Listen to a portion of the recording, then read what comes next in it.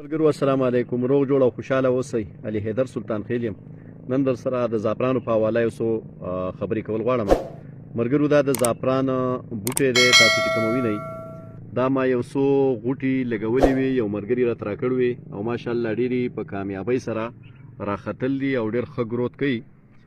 نو دا زیاتو ملګرو به وایي چې یاره زمونږ په دې علاقه کې زعفران کیږي او که نه کیږي. نو د هغوی دپاره دا معلومات دي چې بالکل دلته ډېر په ښه طریقې سره کیږي، ډېر ښه کیږي. د ټولو علاقو نه به دلته انشاءالله زمونږ په بردیر کې زعفران ښه کیږي، ولې چې د دې موسم د هغې لپاره ډېره سازګار دی. د دې یو غوټه چې ناله شي نو دا په هغه کال باندې په اولني کال خو ګل کله وکړي او کله ونه کړي، خو دویم کال بیا د ځان سره دا نور غوټې جوړې کړي، نور بلپونه د ځان سره جوړ کړي، نو بیا هغه ته خورولی شي او د یو نه تقریبا 4-5 بوټي نور جوړ شي. نو دا دغسې په دغه طریقه به زیاتوئ، ځکه چې د دې دا بلپونه ګران دي. که سړی دا اخلي نو د دې نه فصل نشي حاصلولی. دا به لږ واخلی او بیا به ځان له په خپله زیاتوئ، د یو کال نه بل ته او بل ته دا ورو ورو زیاتېږي. دغه شان زما سره یو 5-6 بوټي دي او امید ده چې راتلونکي کال کې به دا د 30 نه د 40 پورې وي، ځکه چې دا چې څومره تیغونه وباسي دغومره غوټي لاندې هم کوي. نو دوی خو ډېر تیغونه ایستل دي او امید ده چې دا به غوټي هم ډېرې وکړي.